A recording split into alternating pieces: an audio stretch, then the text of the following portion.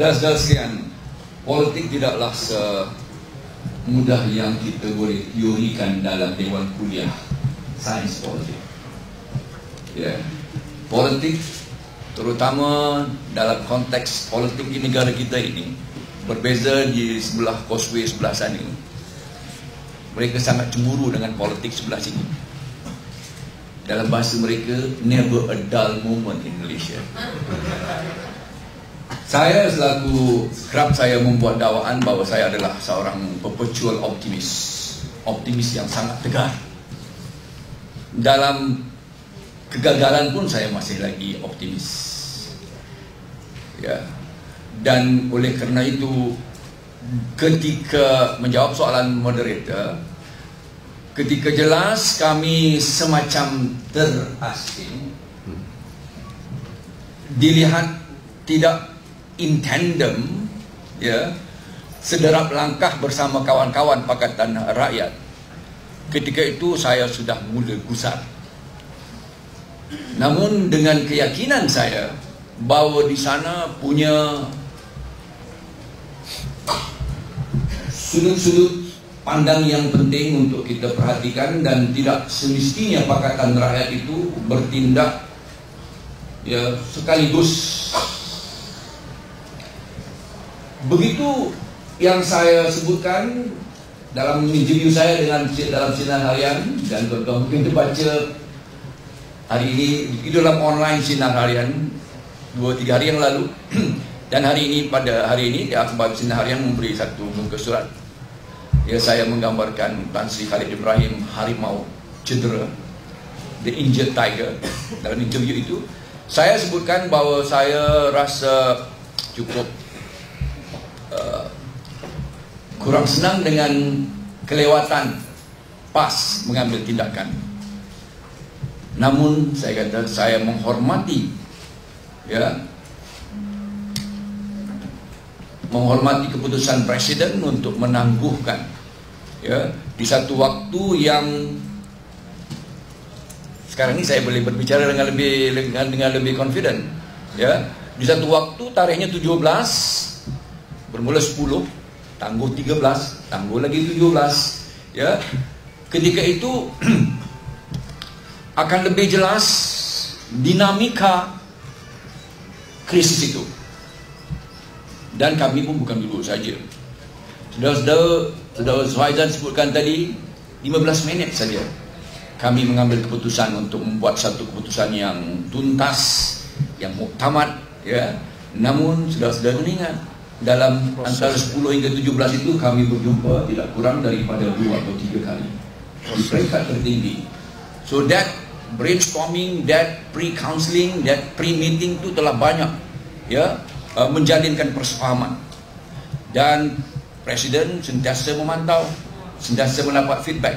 Sebab itu pagi hari tadi Presiden memulakan dengan mukadimah yang begitu cantik, meletakkan semua, ya, parameter, ya, dinamika perhitungan itu dengan bukan yang cukup, saya kira, tenteram dan damai, ya, mengambil kira pelbagai kepentingan yang saling bercanggah, ya, mutually exclusive demands and constraints pada various groups.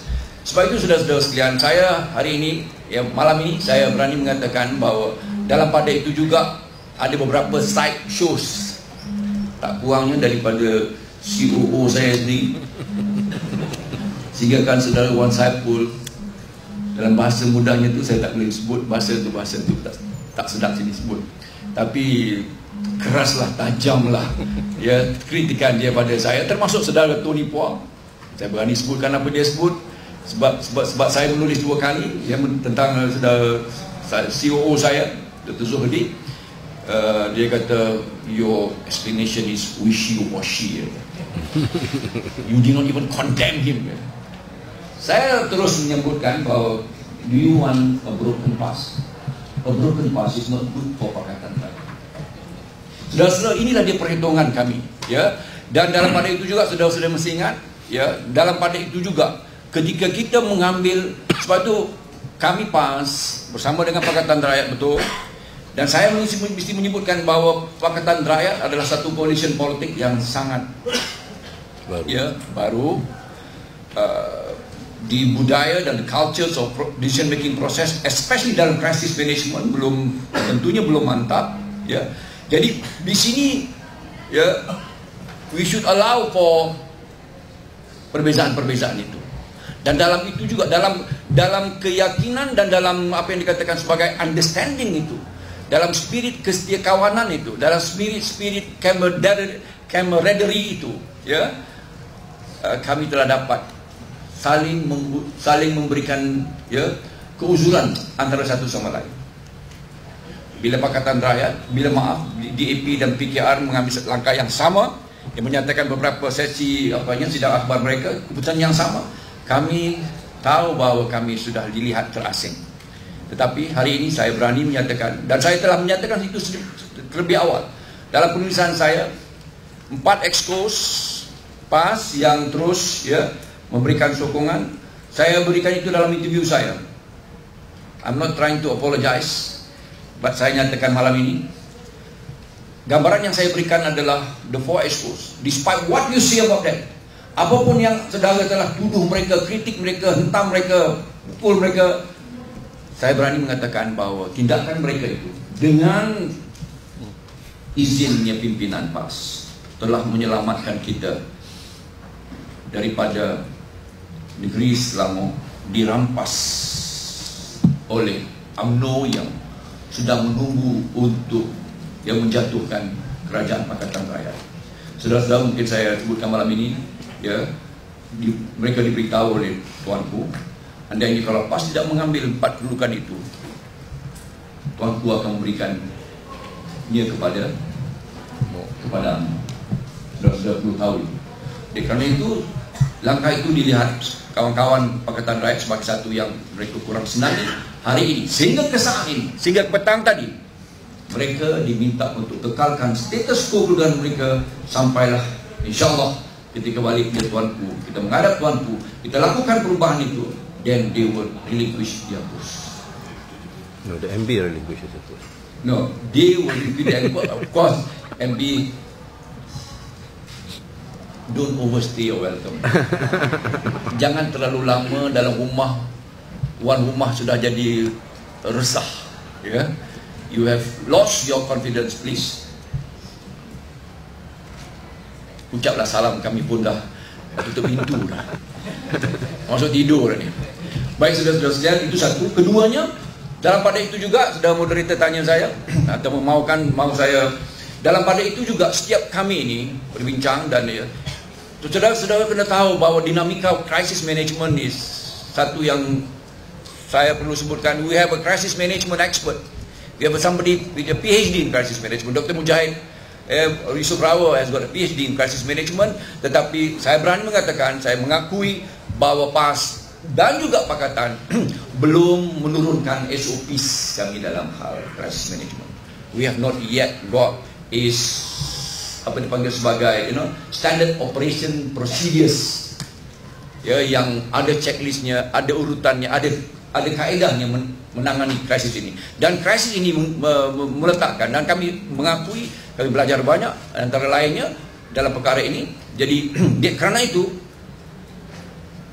dua pribadi ini, dua yang berhormat ini, ya, YB Ulu Kelang dan YB Moril telah mengambil atas, saya sudah mungkin baca, saya punya atas macam baca tweet saya dan baca artikel saya, atas ijtihad mereka.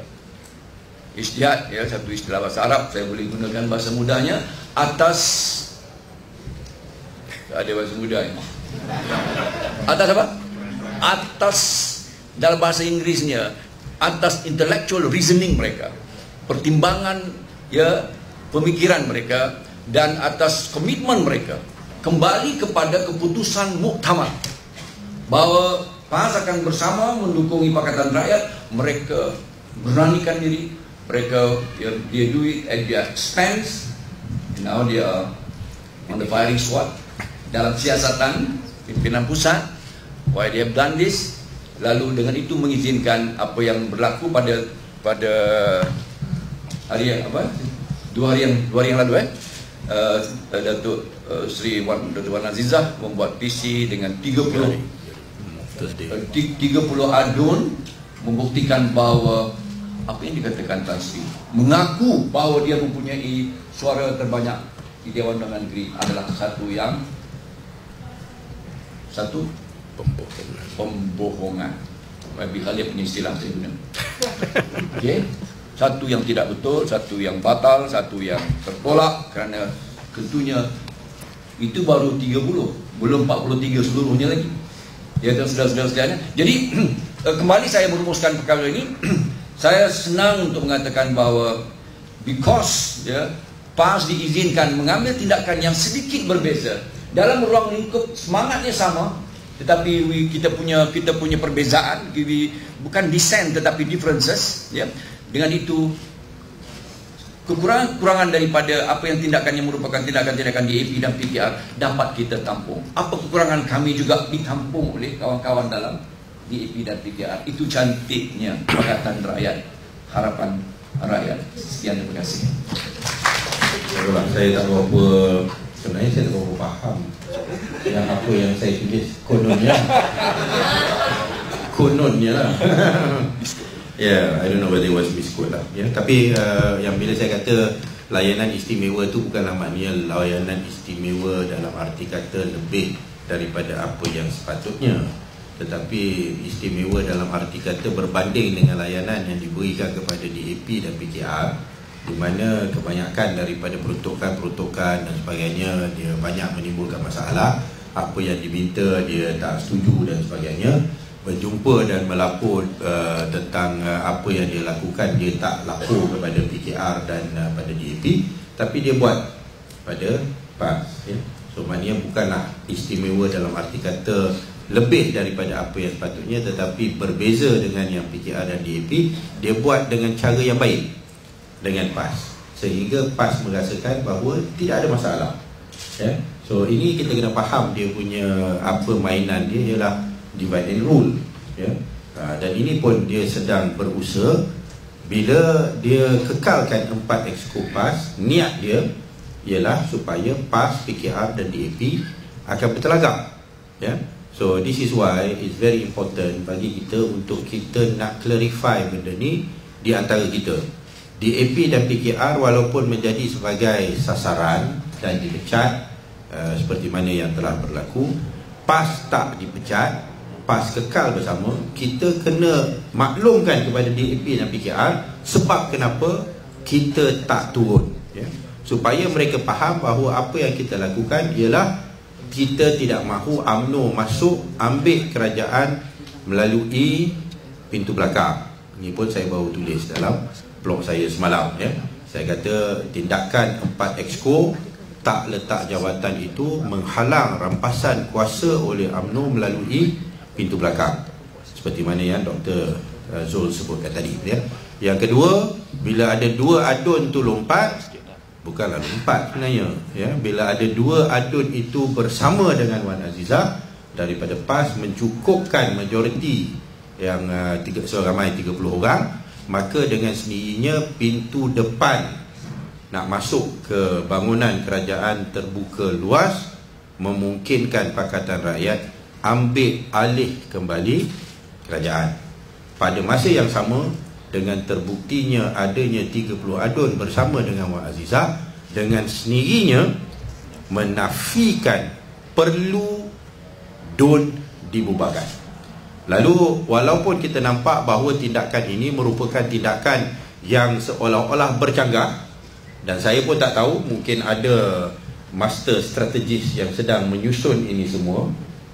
Should be as good. Unfortunately not. Mungkin ianya hasil daripada doa munajat yang dah dilakukan, yang mana apa yang telah terhasil ialah satu suasana checkmate bagi Tan Sri Khalid.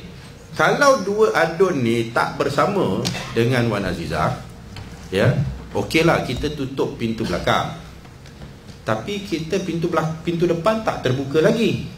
Dan kalau datang balik Sultan, dia kata okey, you tak nak Tan Sri Khalid, you nak siapa? DAP dengan PKR 13 campur 15, 28. PAS dan UMNO campur Tan Sri Khalid 15 campur 12 campur 1, 28. Nobody has majority. Bubar adun lah. Ya. So sekarang ni bila dua adun itu telah pun berada bersama dengan Wan Azizah, menzahirkan dan membuktikan bahawa majoriti itu dah ada. Ya.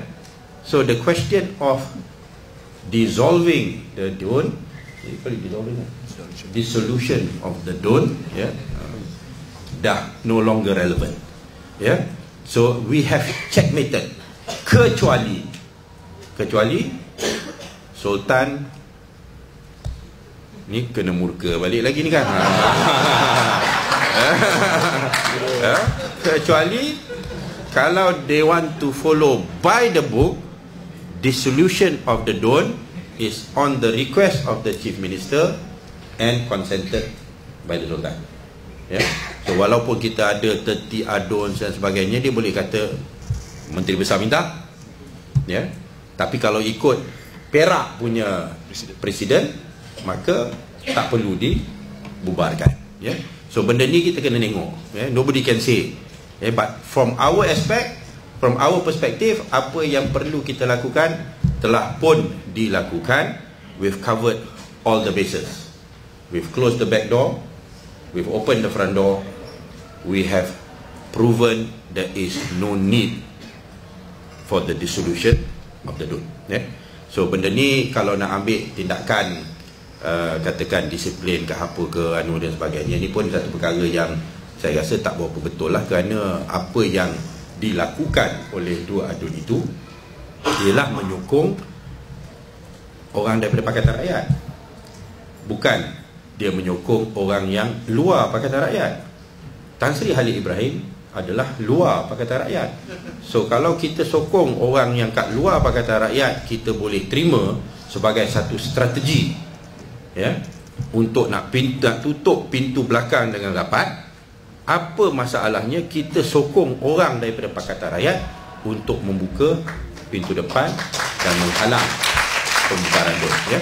Tetapi ini semua akan ditentukan oleh pihak PAS Pusat apabila ditanya, ya, kepada dua adun yang berkenaan, apa yang menyebabkan mereka bertindak begitu. Adakah mereka dibayar? Kalau dia dibayar lain cerita lah, kan? Adakah mereka bertindak atas sebab-sebab yang tertentu, kepentingan peribadi dan sebagainya, ya?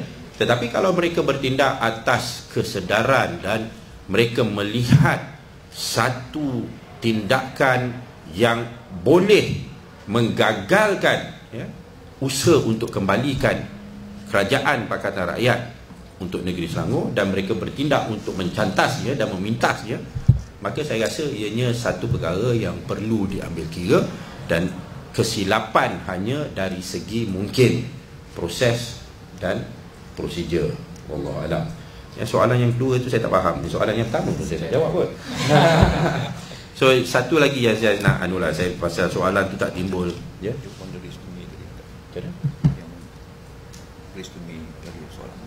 Oh, yang pasal sama ada persetujuan, ada konsensus berhubung dengan agihan kerusi-kerusi di Menteri Besar di negeri-negeri lah. Dia beginilah, bagi PAS, apa yang kita lihat, kalau negeri-negeri semuanya kita menang, ya, semuanya kita menang, ya, kebanyakan daripada negeri-negeri ini Menteri Besarnya akan jatuh pada PAS. Kalau kita lihat di Pahang, jumlah kerusi yang ditandingi oleh PAS jauh melebihi jumlah kerusi oleh PKR, maka Menteri Besarnya akan datang kepada PAS. Begitu juga di Terengganu, begitu juga di Kelantan, begitu juga di Perlis, begitu juga di Kedah, begitu juga kemungkinan di Johor, yang mana lagi banyak kerusi dunia ditandingi oleh PAS. Maka dalam kita punya percaturan politik itu adalah satu negeri yang kita kata lebih condong kita beri kepada parti yang tertentu dalam mengambil kira this scenario as a whole, ya. So bagi PKR, oleh kerana mereka pada asalnya, ya, mereka telah mendapat kerusi yang lebih di negeri Selangor dan Menteri Besarnya datangnya daripada PKR, maka walaupun dalam pilihan raya yang baru ini mereka hanya dapat 14 dan PAS dapat 15. Kita masih peganglah kepada konsep bahawa sepatutnya kita beri kepada PKR, lebih-lebih lagi bila ianya bergantung kepada sokongan daripada DAP juga, ya. Siapa yang nak jadi Menteri Besar di Selangor ni, satu parti tak dapat tentukan, kerana PAS dia bertanding 20 kerusi, PKR bertanding 21, DAP bertanding 15. So kalau PAS menang semua 20 sekalipun, kita tak boleh tentukan bahawa kerusi kita ni adalah kerusi Menteri Besar tu mesti datang pada PAS, kerana kita tak ada separuh atau kita tak ada majoriti dalam DUN, hanya 20. Sedangkan nak dapatkan majoriti kita perlukan 29. So dalam konteks suasana senario kita menang 20, PKR menang 14, DAP menang 15 sekalipun, 29 simple mathematics is more than 20. Ya. So kecuali PAS membuktikan bahawa ianya benar-benar parti yang bebas daripada perkiraan dan unsur-unsur resis dan perkauman, dan ada calon-calon yang boleh diterima oleh DAP, ya, di mana mungkin dalam keadaan-keadaan yang tertentu maka DAP akan sokong calon PAS untuk menjadi Menteri Besar, seperti mana yang pernah berlaku di Perak. Walaupun kerusi pada PAS adalah kurang berbanding dengan PKR, tapi DAP sokong calon PAS oleh kerana dah lama dan biasa berbuat kerja dengan Datuk Seri Nizam, cukup kenal dan ada kemampuan dan ada keyakinan, maka DAP sokong Datuk Seri Nizam dan Datuk Seri Nizam menjadi sebagai Menteri Besar di Perak, ya. So benda-benda macam inilah yang kita kena ambil kira. So setakat ini negeri Selangor ni kita akui dan kita setuju bahawa kita beri kepada PKR selagi mana DAP lebih yakin dengan PKR berbanding dengan PAS, dan selagi mana masalah-masalah yang seperti mana yang kita hadapi sekarang tak berulang. Tapi kalau PKR tiap-tiap tahun timbul masalah, kita mungkin DAP akan kata okeylah PAS, your turn pula lah, ya. Masa tu maybe Dr. Zul dah bertanding adun. Saya tak boleh, kerana kalau saya bertanding adun takut pengsan, ya, takut ada yang pengsan, ya. Yang nak angkat sumpah tu pengsan. Ya. So tak boleh. Tu saya punya harapan untuk jadi Menteri Besar dah tak ada dah. Tu Dr. Zul ke yang lain-lain boleh lah, ya. Okey, ya. So saya nak tutup dengan satu, ya, ni pasal soalan walaupun tak timbul, jangan jangan 1 minit je lah, saya nak baca di antara kawaid, ya, kawaid fiqh ni yang berbunyi, ya, taghayyur al-ahkam bi taghayyuril azminah wal amkinah wal ahwal, ya, yang bermakna berubah sesuatu hukum itu dengan berubahnya masa, tempat dan keadaan, ya. So Islamic law, bila ulama membuat ijtihad dan mengeluarkan satu keputusan, ianya boleh berubah mengikut masa, tempat dan juga keadaan, ya. So inilah ni Prof Aziz Bari, ya. Prof Aziz Bari, ya. So bila Majlis Syura Ulama dan Datuk Seri Presiden dulu memberikan sokongan kepada Tan Sri Khalid Ibrahim, ya, the circumstances were different, ya. Nombor satu, seperti mana yang disebut, Tan Sri Khalid Ibrahim adalah ahli PKR masih dengan Pakatan Rakyat. Nombor dua, dan benda ni pun saya sebut dalam saya punya PC, bila sikap itu dinyatakan, dosier, ya, dosier yang datangnya daripada PKR berhubung dengan kemungkinan adanya salah laku di pihak Tan Sri Khalid Ibrahim belum lagi diterima, ya, oleh Datuk Seri Presiden ataupun oleh Majlis Syura Ulama. Hari yang saya buat PC itu, hari itu saya terima, ya, or the day before saya terima, dan hari yang saya buat PC itu saya dah sebut, ya, ada kemungkinan apa yang ditetapkan oleh Majlis Syura Ulama dan juga Datuk Seri Presiden boleh berubah oleh kerana ni maklumat baru, ya, yang tentang soal loan Tan Sri Khalid Ibrahim dengan BIMB, penjualan tanah yang dekat Tropicana ataupun Dijaya pada asalnya yang ditukar menjadi kepada Tropicana, pemberian projek-projek kepada Eco World, ya, kisah yang tentang water, tentang KIDEX dan sebagainya, semua dalam dossier itu siap dengan bermacam-macam bukti yang menimbulkan ya, keraguan, ya. So kita minta Tan Sri Khalid jawab, ya. Dan atas dossier itu saya telah senaraikan beberapa soalan dan saya tulis surat pada Tan Sri Khalid, saya minta dia jawab soalan-soalan ini, ya.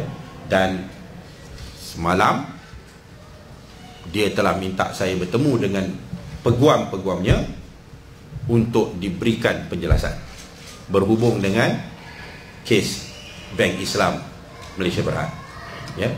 Ni saya minta saudara moderator tanya soalan yang kedua bagi saya kan tentang soalan ini.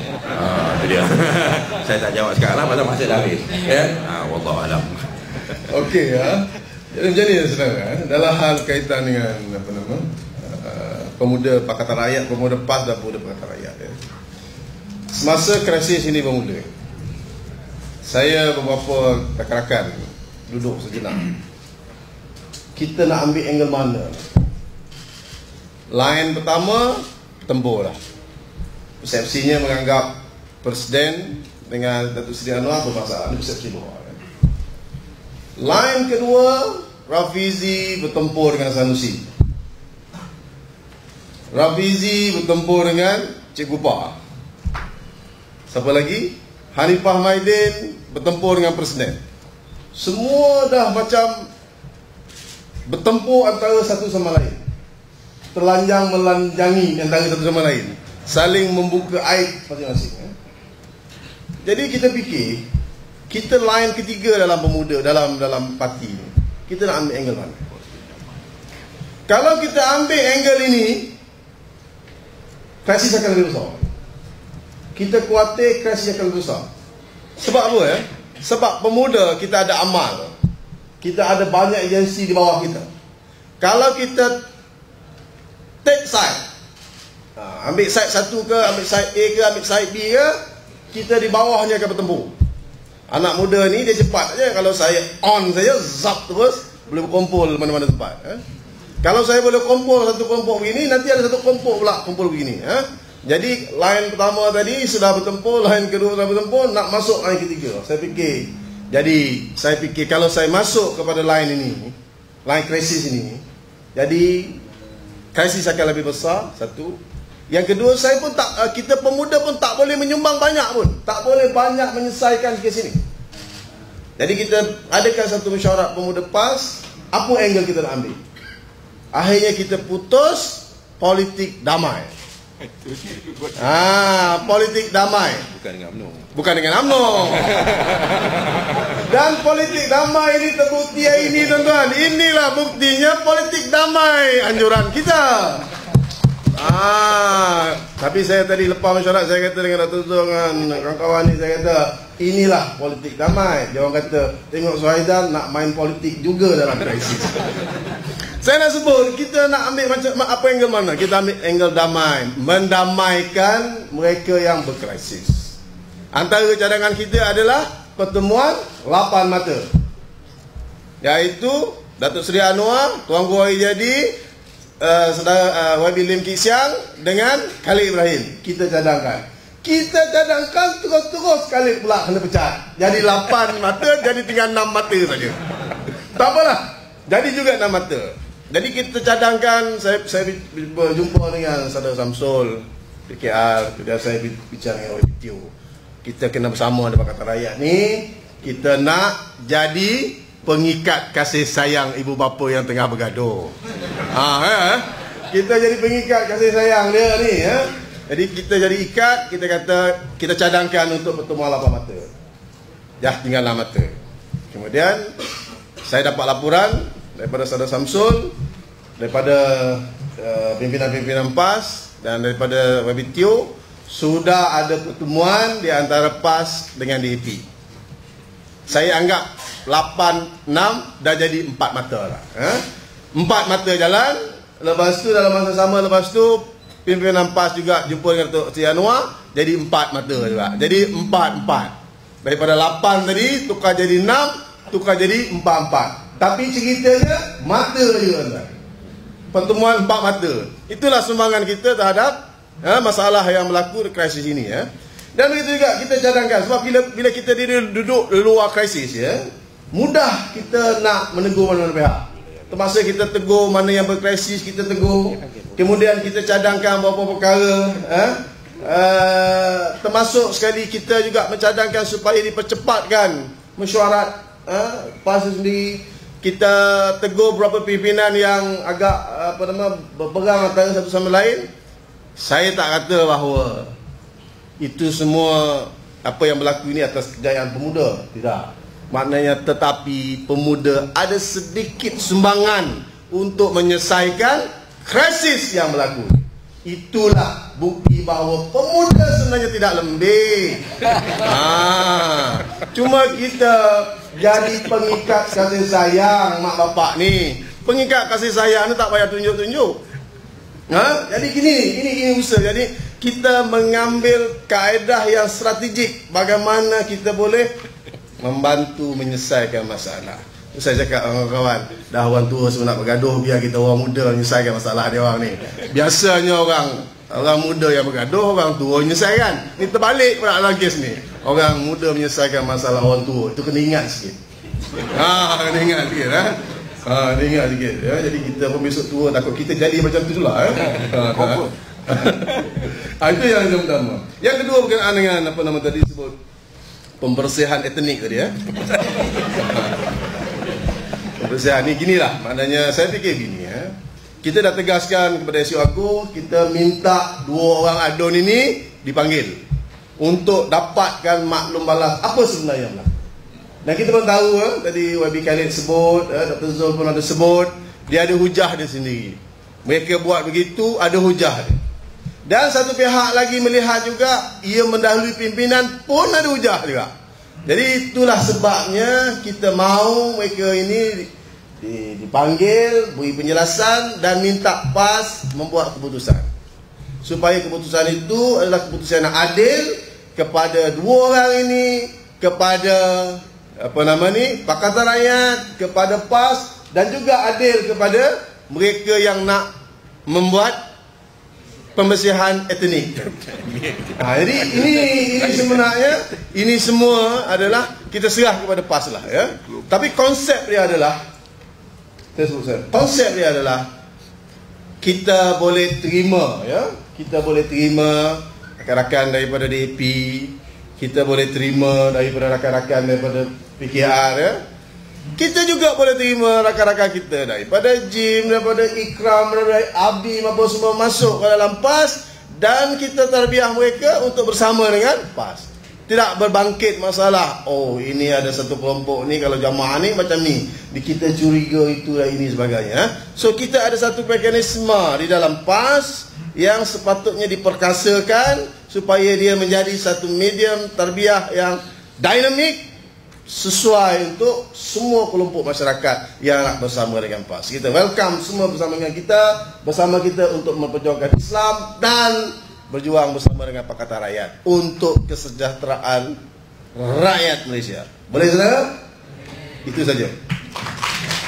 Baik-baik sahaja Dr. Wan Azizah dapat mengemukakan 30 adun di belakang beliau dengan SD dan segala macam. Game over for Khalid and for PAS.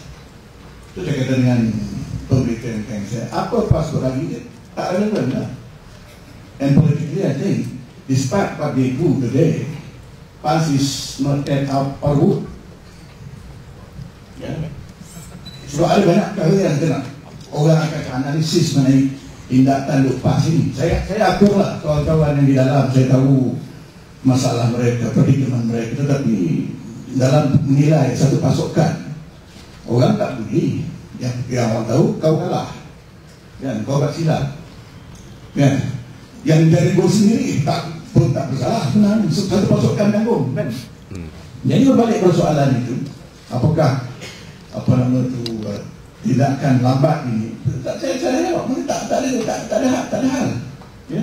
Sebab apabila Dr. Wan Azizah berjaya membuktikan came up with hard evidence 30 lawmakers from the Selangor were behind her, dia over for kalian and for pass.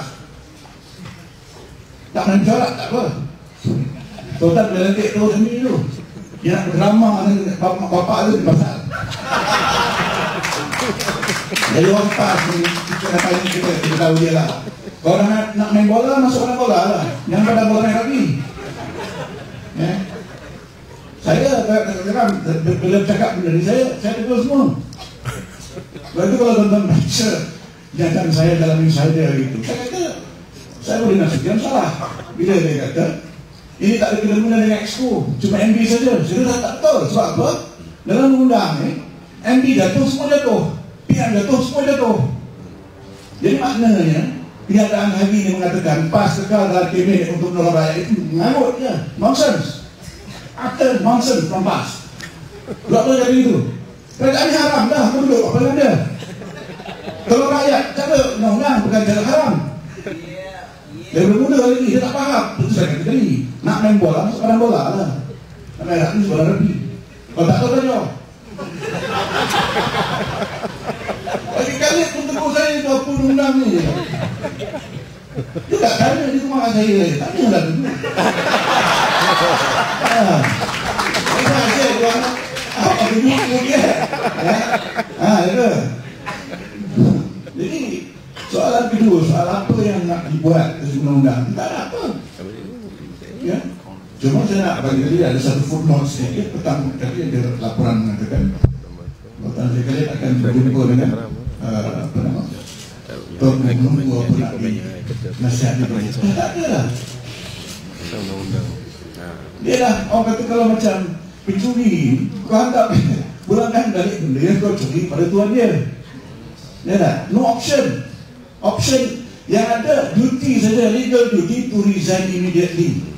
Itu saja. Saya cakap tadi disayang tadi dalam roadshow kita, saya kata kalau malam di driver dia kata nak kerja dia tak boleh buat apa dah. Ya, kalau di kerajaan ataupun malam besok pagi masuk office siapa di mengawal stop dia tak boleh buat apa dah. Letak dia buka ini lagi daripada awal pada zaman waktu ketika Wan Azizah tunjukkan benda tu dah out lah. Ya. Jadi Wan Azizah ni kedudukannya boleh katakan MD designate. Ya. Sudah ada majoriti, sudah ada cita dia boleh lantik.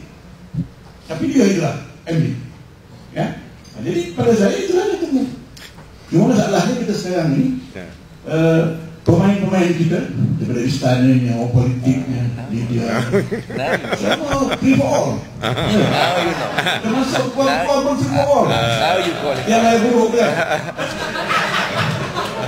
Ada je. Kata pakatan is adopting contradictory and conflicting approaches segala macam. Betul kan memang dia. Betul dia establish this website called lawyerguru.com waktu krisis Perak tu. Dia saya nak sebutkan undang-undangnya itu and the law applies to everybody, to all. And the law may even turn against one another. Ya, jadi yang Raja Putra segala macam lawyer apa ni dengan bondnya, dengan newnya semua kan mengarutnya, dia tak mahu undang. Patutlah kalau nasihat Taufik Khalid. Nasihat dia sebenarnya kau berhenti sekarang. Di mahkamah pun tak menang. Kecuali lah kalau mahkamah tu pusing balik. Undang-undang lama mesti berkalonikan balik. Dia begini, zaman kalonikan dulu kes itu, ya, undang-undangnya ialah bahawa loss of majority itu hanya boleh ditunjukkan dalam dewan. Ya, jadi surat-surat itu tak pakai. Cuma bila di Perak 2009 kita tahu lah. Hakim kita paling macam mana nak bagi bolehnya kan. Oh tak apa. Dia buat mahkamah pun tak apa. Jadi sultan interview okey lah. Ya, dapat. Jadi ini yang dipakai oleh Wan Azizah sekarang. Serve them right. You are tasting your medicine now. Bukan salah kita, bukan kita yang undang-undang tu, orang kau juga. Benar tak? Ya, Pak Iwi? Ya. Nah gitu. But still to be seen lah.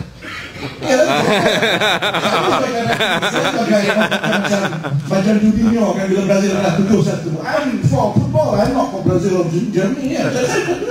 I want to see a beautiful politics, national politics, civilized politics. Yang saya nak. Kalau kita nak free for all, senang tak? Maybe you're in the wrong country lah. Jadi gitu. Jadi yang berlaku itu ada di mana sekarang ni apa nak dibuat?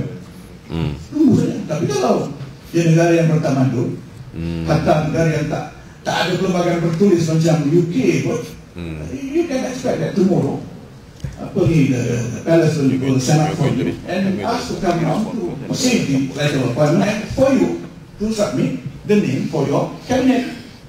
Yeah. Jadi kabinet yang lepas habis dengan habisnya kali. Apa yang malam saksikan habis. Tak ada lagi lah. Jadi kalau dari Mufti ke Iskandar ke itu nanti appointment baru. Itu bukan dengan kami kali lagi lah. Jadi kalian dengan BJ dia bersuara. Gitu.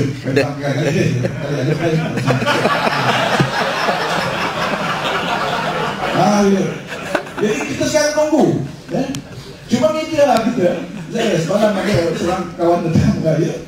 Dia dengar TM bernama TV segala macam. Dia cerita, aku tak ada orang lagi tak tengok TV dah, tak pening lah. Jadi dia pening, dia tahu rumah dia. Jadi macam-macam kita dengar. Jadi ini yang menyebabkan benda yang tak ada pun jadi ada. Mau tanya apa option kali? Saya ada option lah. We have no option. You are guilty as charged and you got to go in. Dah tak tentu lagi dah. Dah tak ada.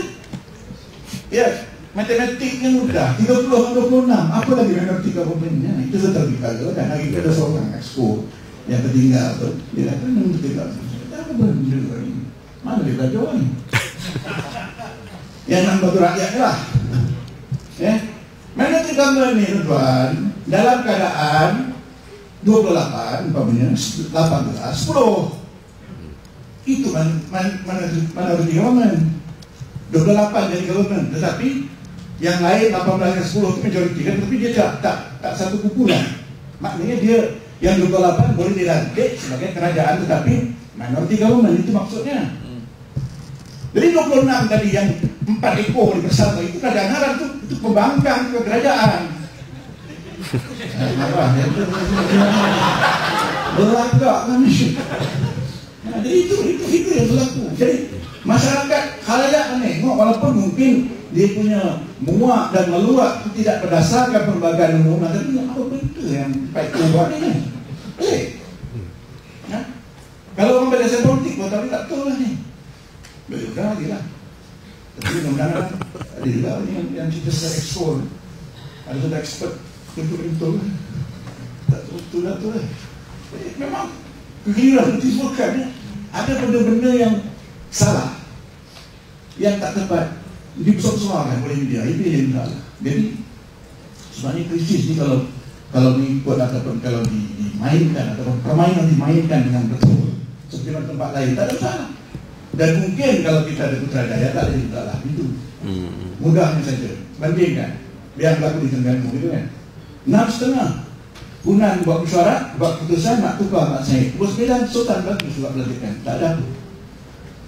Bahkan satu ketika kerajaan negeri yang ada itu haram. Bila Mak Syed dengan kedua menyokong dia keluar. Haram. Tapi pasal waktu pun. Di Selangor jadi gatal nak minum lah. Saya pun kejut baca kemarin ada satu pandangan daripada di situ. Yang saya pelik ni dia defensif kepada biarlah ada orang pas kan. Tapi kalau tuan-tuan baca buku dia dan mungkin ramai yang tak tahu, krisis di Kelantan yang bermula tahun 77 dulu dan sebenarnya apa yang berlaku itu sama lah daripada segi politik. Maknanya di Kelantan waktu itu pas berdepan dengan seorang menteri besar yang jadi alat aman. Sekarang sama dia.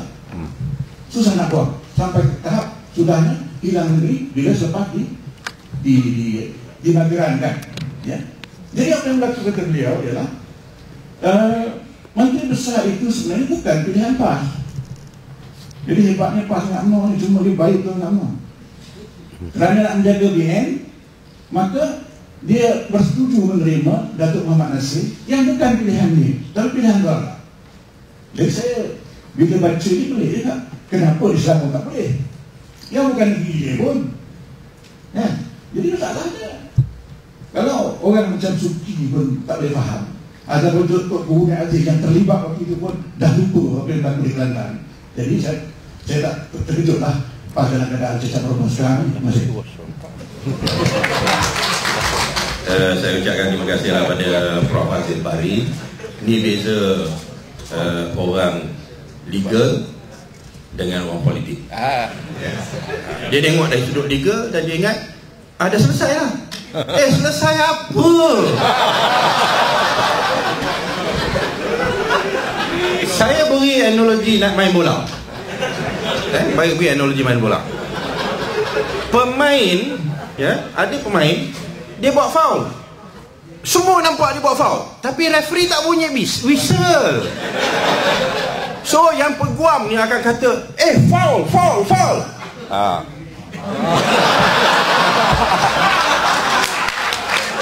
This is illegal.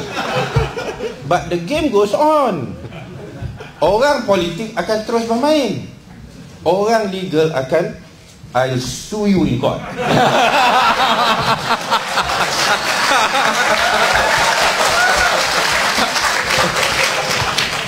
Kalau tuan-tuan nak tengok, hakikatnya 30 adun hari apa? Khamis.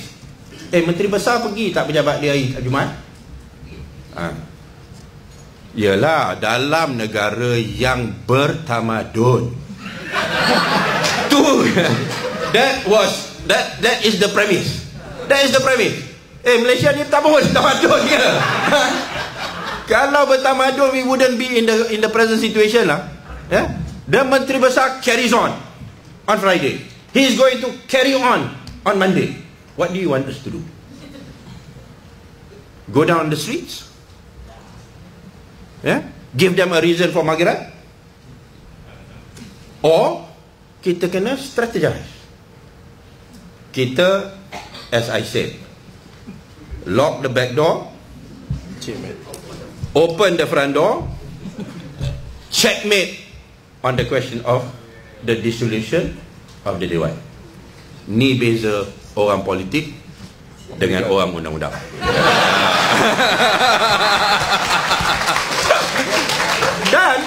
Dan you cannot say keputusan yang dibuat pada hari ini irrelevant. We're talking about long term. Keputusan PAS untuk bersama Pakatan Rakyat adalah relevan dan cukup penting untuk masa depan politik negara. Betul tak betul, tuan-tuan? So, you cannot look at it sekarang, at this instance. The game goes on. Whistle, referee tak bunyi, you kena main. Sama ada betul tak betul kawan tu main rugby, UMNO main rugby, ataupun Tan Sri Khalid main rugby, dia bawa, dia pakai tangan, dia foul berlaku, whistle tak bunyi. We have to carry on. We have to carry on, and this is what we're doing. So kita, saya rasa, have done the right thing. With all due respect lah, saya pun dengan Prof. Aziz Bari ni, saya pun tak nak bergaduhkan. Kalau bergaduhkan, Suhaizan nak kena jadi pendamai lagi. Orang muda dia kata apalah, orang tua-tua hidup gaduh tak habis-habis. So saya rasa adulah, with all due respect, mungkin kita melihat dari sudut-sudut yang berbeza, tapi bagi kita it is something yang perlu kita lakukan dengan cara yang kita lakukan. So saya rasa mungkin sekadar itu saya punya respons. Kami sacrifice 2 of our adun. On 14 August, mereka bersama dengan satu PC. Since you whack us, we want to do likewise. Dilakukan dan bersama 2 adun kami yang sacrifice their entire struggle, and now they are on the firing squad. Kami akan mempertahankan, insyaAllah, dalam siasatan apapun yang akan berlaku.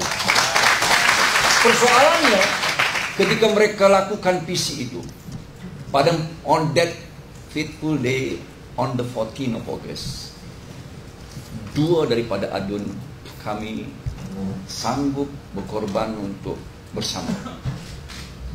Ya. Did we get the change immediately, Professor Aziz? You answer. Memang tak ada. Kita korbankan dua daripada adun kami. Now they face the firing squad, they face the scrutiny, they face the disciplinary committee.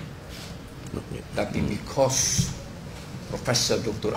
Abdul Aziz Bari mengatakan semudah itu, tetapi kita masih tunggu 27 Ogos ketika tuanku balik, baru kita boleh bicara. Dan ketika itulah sepatut-patutnya dilakukan. Selepas daripada 17 Ogos, mereka juga akan mendapat apapun. Dua adun kami tadi mendapat persetujuan daripada mesyuarat PAS pusat, mereka bersama, atau bukan saja dua, ke-15 pun boleh bersama. Tetapi Dr. Aziz Bari mengatakan kami telah melakukan kesilapan kerana we should have done it earlier. It was also easy. That is an academic speaking. A strategist from PAS doesn't buy that. And we have proven ourselves. 14 Ogos diadakan PC, 15 Ogos tidak berlaku perubahan kerajaan. Walaupun Sultan ada. Walaupun Sultan masih ada. Masih ada. At that day, on that day. Saya ingat cukup sekadar itu bagi menambah sikit daripada apa yang